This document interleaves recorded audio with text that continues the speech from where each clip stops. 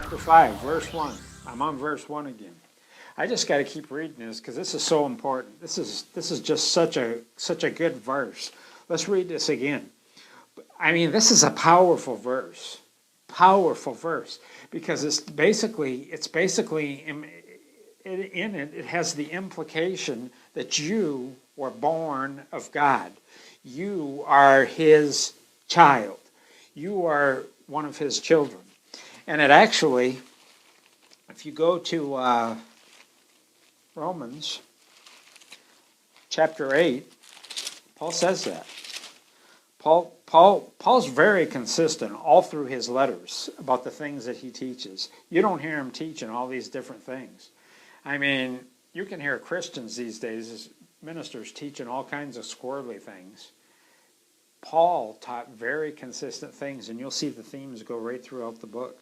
It says in Ephesians chapter 8, verse 14, "For as many as are led by the Spirit, these are the sons of God." Now, right there, a son. It's because how do you get the name son? Because you got born of him. It says, "For you did not receive the spirit of bondage again to fear, but you received the spirit of adoption, whereby we cry out, Abba, Father," and that basically means dad. You can call God Dad because why? If you've been born again, you have been born of him, and his seed, his sperma, is in you. Literally, it's on the inside. And it says the Spirit, next verse, Romans 8:16, "The Spirit himself bears witness with our spirit that we are children of God." Well, that's what it says here in Ephesians chapter 5 and in verse 1. It says, "Therefore, be imitators of God as dear children." Now let's read this in the Amplified. Really good in the Amplified. It doesn't say that much more, but it does sound good. "Therefore, be imitators of God. Copy him and follow his example. As beloved children, imitate their father." Now that's basically what I said in the last lesson. But it says copy him and follow his example as a child with a father. Why? Because he is your father and you are his children. Now when that says copy him, that means basically you should walk in love like him. That means you should be speaking about other people like him. That means you should be exercising faith like him. How does he exercise faith?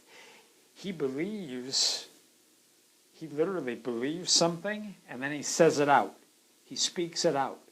And that's how God's faith works. God's faith, it says back in, we read that in the earlier part when I was teaching, that we have received the same spirit of faith. Back in 2 Corinthians chapter 4. We've received the same spirit of faith. And then we read back in Peter that we have received like precious faith. Well, what kind of faith is that? That's God's kind of faith.